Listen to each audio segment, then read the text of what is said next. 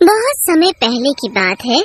एक बार एक जंगल के पास और जब भी उसे किसी चीज की जरूरत होती तो वो नारियल के पेड़ के पास पहुंच जाता और जादुई बच्ची उसकी मदद कर देती। उस गांव में एक पुराना टूटा फूटा महल था। उस महल में एक चुड़ैल रहती थी। रोज रात को गांव वालों को उसके रोने की आवाजें सुनाई देती थी। रोते हुए वो किसी का नाम लेके पुकारती थी। तभी उन्हें कुछ आवाज सुनाई देती है। अरे राघव, तुमने कुछ सुना क्या? ये कैसी आवाजें आ रही है? हाँ भाई, किसी के रोने की आवाजें लगती है।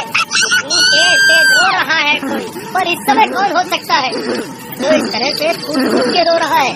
तभी रोने की आवाज और तेज होती जाती है। वो चुड़ैल रोते हुए किसी का नाम ले रही होती है। अरे भाइयों, क्या सुना है?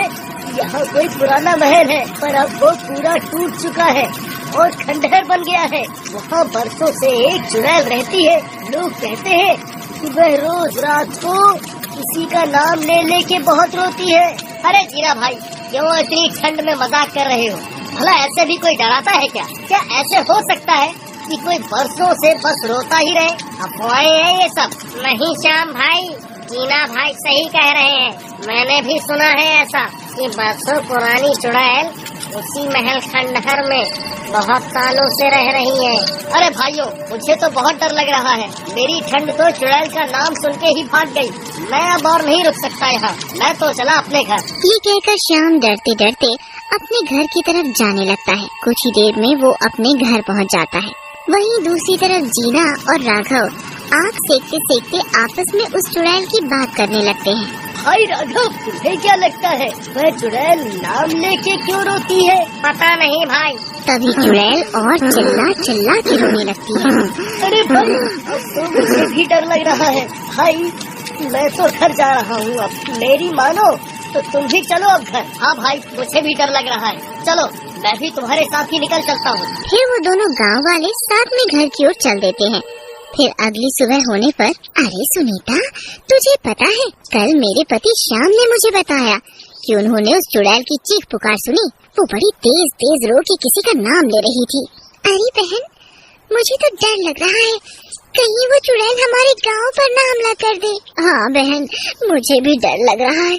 और मेरे पति तो उस महल के पास से जो जंगलों में से शहर की तरफ रास्ता गया है ना, उसी रास्ते से अक्सर शहर जाते हैं। बहन, तुम श्याम भैया को मना कर देना कि देर रात बाहर ना रुके। रात होने से पहले घर आ जाया करे। ये कहकर सुनीता और विमला अपने अपने घर की ओर चल देती हैं। अरे विमला, सुनो, मुझे व्यापार के काम से बाहर जाना है आज। शायद आने में थोड़ी देर हो जाएगी। तुम समय से खाना खा लेना। हाँ जी ठीक है, पर आप रात होने से पहले घर जरूर आ जाना। मैं कोशिश करूँगा जल्दी से जल्दी लौटने की। ये कहकर श्याम शहर की तरफ निकल जाता है। फिर शाम होने पर, अरे शाम हो गई, मुझे रात होने से पहले घर पहुंचना होगा, वरना रात होते ही वो चुड़ैल रोना शुरू कर देगी। खुद से बातें करता हुआ श्याम जंगल के रास्ते अपने गांव की तरफ आने लगता है। तभी अंधेरा हो जाता है। अरे नहीं, ये क्या हो गया? अभी तो मैं आधे रास्ते ही पहुंचा हूँ। मैं बीच जंगल में अकेला हूँ। कैसे भी करके मुझे उसकी चीख पुकार शुरू होने से पहले ही घर पहुंचना होगा। ये कहकर श्याम जल्दी जल्दी चलने लगता है। वो कुछ ही दूर पहुंचता है, तभी चुड़ैल का रोना शुरू हो जाता है। श्याम बहुत डर जाता है। वो डर के मारे कांपने लगता है और डरता हुआ अपना बचा हुआ रास्ता तय करने लगता है। चुड़ैल को श्याम के पैरों की आहट सुनाई देती है। कोई मेरी चीख पुकार सुन के आया है। ये व्यक्ति मेरी मदद जरूर करेगा। वो उड़ती हुई जाती है और श्याम के सामने खड़ी हो जाती है। ये तो चुड़ैल लगती है। अरे मैं मर गया। कोई मुझे बचाओ इस चुड़ैल से, ये मुझे मार डालेगी।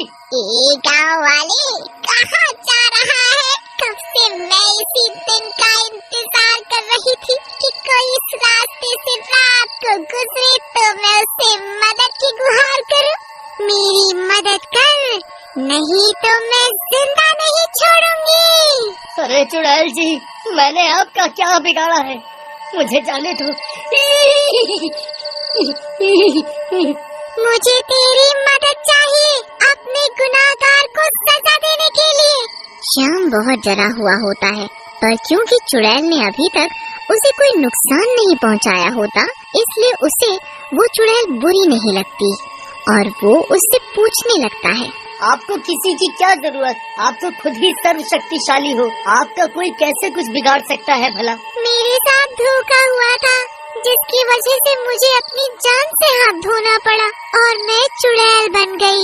ऐसा क्या हुआ था आपके साथ चुड़ैल जी? बहुत वर्षों पहले मैं भी आपकी तरह आम इंसान ही थी। मेरी नई नई शादी हुई थी, पर मेरे माँ बाप बहुत गरीब थे, इसलिए वे दहेज में कुछ दे नहीं पाए थे। इसलिए मेरे पति लोकेश नाराज रहते थे। आगे क्या हुआ? फिर तो मैं अपने बाप से दहेज के पैसे और गहने लेकर आऊं, या फिर हमेशा के लिए घर छोड़कर अपने मायके चली जाऊं। मैंने दोनों ही बातों से इनकार कर दिया, तो गुस्से में मेरे पति ने मुझे बहुत मारा मुझे। ऐसा कोई कैसे कर सकता है अपनी पत्नी के साथ? शादी में प्यार और इज्जत होनी चाहिए, ना कि ऐसे कुटिल भाव। बहुत गलत किया आपके पति ने आपके साथ। फिर आगे क्या हुआ?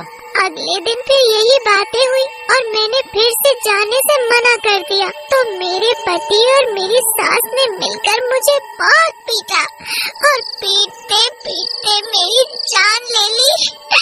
अब उसी बदले की आग में मैं पल पल जलती रहती हूँ और दर्द से रोती रहती हूँ।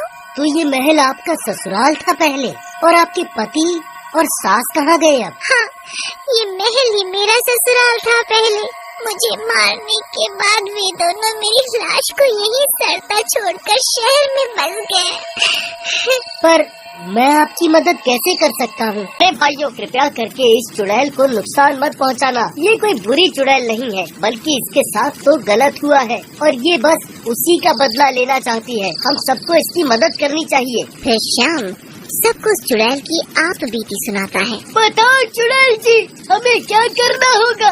आप लोग बस मेरे पति की तरह शहर से इस महल में आओ, बाकी मैं खुद देख लूंगी। ठीक है, हम कल ही आपका काम शुरू करेंगे। इतना कहकर वे सब अपने अपने घर चले जाते हैं। मैं वापस आ गई हूँ।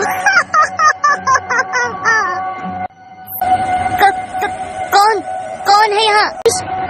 जैसे तूने मेरा कत्ल किया, तुझे भी ऐसे ही मारूंगी। डर जाता है और यहाँ वहाँ देखने लगता है। तभी चुड़ैल, तू मरेगा आज। डर जाता है, परेशान होकर अपने बाल नोचने लगता है। अरे मैं पागल हो जाऊंगा ऐसे तो, बचाओ मुझे कोई। कौन हो तुम और मेरी जान के पीछे क्यों पड़ी हो? तूने तो कभी सपने में भी नहीं सोचा होगा ना कि जिसे तू इतनी बेरहमी से मारकर सड़ने छोड़ाया था, वो वापस तुझसे बदला लेने भी आ सकती है। तुम और चुड़ैल? तुझे तो आज कोई नहीं बचा सकता, तो मजा चखाऊंगी। फिर वो चुड़ैल उन दोनों को अपनी शक्तियों से तड़पा के जान से मार देती है।